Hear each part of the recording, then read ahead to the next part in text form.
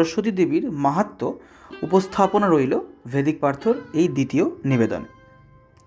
জীবজগৎ তৈরির প্রথম অভিব্যক্তি হলেন ভগবান ব্রহ্মা। তাকে হিরণ্যগর্ভও বলা হয়।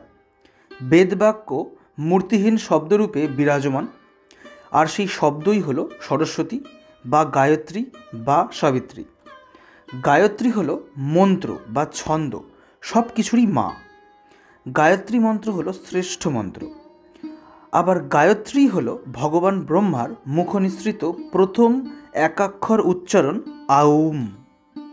অক্ষর হলো ব্রহ্ম, ব্রহ্মসংহিত অক্ষরই হলো গায়ত্রী।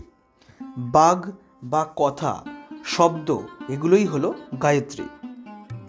আমরা ছান্দোগ্য উপনিষদ অনুযায়ী বলতে পারি যে পৃথিবীর সমস্ত বস্তু, পদার্থ বা ব্যক্তির নামকরণ করেছেন গায়ত্রী। তিনি গানও করেন, আবার ত্রাণও করেন, তাই তিনি গায়ত্রী। সাবিত্রী হল সূর্যের মন্ত্র, আর গায়ত্রী হল সান্ধ্য আহ্নিক। তাহলে গায়ত্রী হল সাবিত্রীর সান্ধ্যরূপ। পুরাণ মতে এ বিষয়ে নিগূঢ় মতামতের উল্লেখ আছে। শিবপুরাণ, মৎস্য পুরাণ, ভাগবত পুরাণ, ব্রহ্মবৈবর্ত পুরাণ, এই সামগ্রিক উল্লেখ থেকে জানা যায় ব্রহ্মা সাবিত্রীকে হৃদয়ে ধারণ করে তপস্যায় নিমজ্জিত হয়েছিলেন। তার সৃষ্ট ঋষিগণরূপী সন্তান যেমন বশিষ্ঠ প্রমুখদের উদ্ভব করার পরবর্তী সময় এই তপস্যাজাত ব্রহ্মার মুখ নিঃসৃত হয়েছিলেন অর্ধপুরুষ অর্ধ নারী রূপ।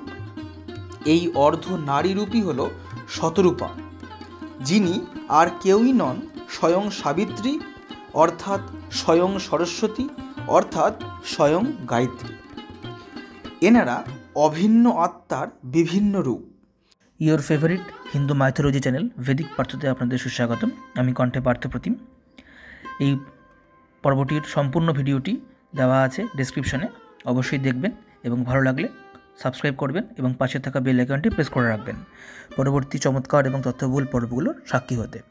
ধন্যবাদ। জয় শ্রীকৃষ্ণ। রাধে রাধে।